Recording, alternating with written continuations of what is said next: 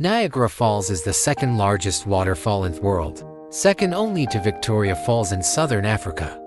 In fact, it is the collective name for the American Falls, Bridal Veil Falls, and the Canadian Horseshoe Falls.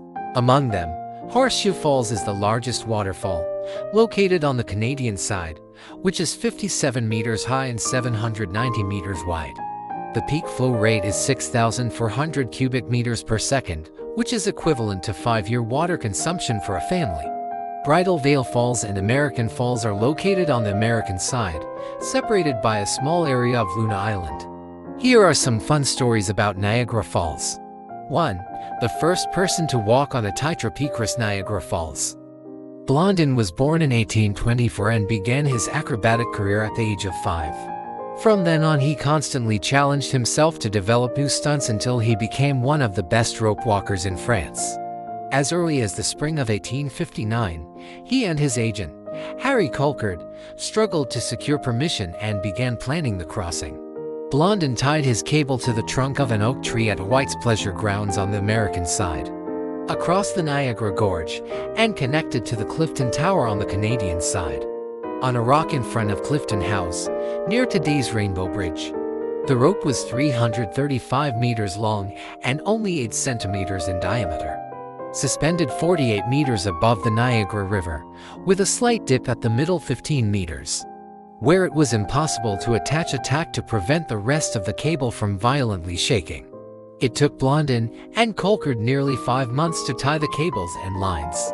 At 5 p.m. on June 30th, Charles Blondin walked from the America side to Canada holding his 7.9-meter-long gray pole. He sat in the middle, looked around, then stood up again and continued walking. He paused again, lay on his back, did a backflip, and waddled to the other side, with a gait one viewer described as a rooster in the barn. The whole crossing took him only 5 minutes. 20 minutes later, Blondin started his return journey. This time, he strapped the daguerreotype equipment to his back and placed it on the 60-meter ferry at the right time. He tied the balance pole to a rope, set up his camera, and took a photo of the crowd waiting for him on the American side. He then strapped his camera to his back and successfully completed the crossing in 23 minutes. 2. The first person to survive a trip over Niagara Falls in a barrel. On October 24, 1901, there was an American teacher named Annie Edson Taylor. On her 63rd birthday, she became the first person to survive crossing Niagara Falls in a barrel, earning her the title Queen of the Mist and Goddess of Water.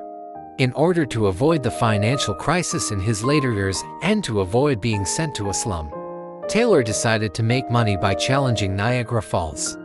She contacted Frank M. Russell, a well-known local event manager in Michigan, and a deal was struck. Taylor ordered a wooden barrel made of oak and iron, with padding and leather safety straps inside to keep Taylor safe. On October 19th, people put a house cat into a wooden barrel and pushed the barrel down a waterfall to test. 17 minutes later, the barrel was recovered from below the waterfall.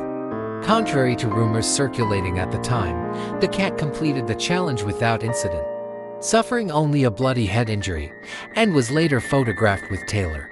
On October 24th, Taylor's 63rd birthday, she officially launched her challenge to the waterfall. South of Goat Island in the middle of the Niagara River, the barrel was first lowered into the water, and Taylor climbed into the barrel from the side in a small boat, taking her lucky heart-shaped pillow with her. Her friends first tightened the lid of the barrel, then used a bicycle pump to inject air into the barrel, and finally sealed the holes used for injecting air with corks. So Taylor started floating in the river. The currents of the Niagara River carried the barrel to Horseshoe Falls, where it fell at high speed. Rescuers arrived at the barrel shortly after the fall. The barrel was open and Taylor was safe. Except for a small wound on his head, he had no other injuries and no fear for his life. Not counting the time it took to open the barrel, the entire journey took no more than 20 minutes. 3. Niagara Falls dried up once, and people discovered something in the riverbed. In 1969, Niagara Falls was dry, with only a trickle flowing in the middle. The drying up of Niagara Falls is actually caused by man-made factors, due to the large amount of rocks washed down from Niagara Falls. Geologists worry that Niagara Falls will be eroded away and disappear forever. The United States and Canada reached an agreement to shut down the water supply of Niagara Falls for 5 months to allow for repair work. During June 1969, more than 12,000 trucks arrived at the falls and dumped more than 20,000 tons of sand and gravel upstream to create a temporary dam. The water was diverted to nearby Horseshoe Falls, and Niagara Falls dried up.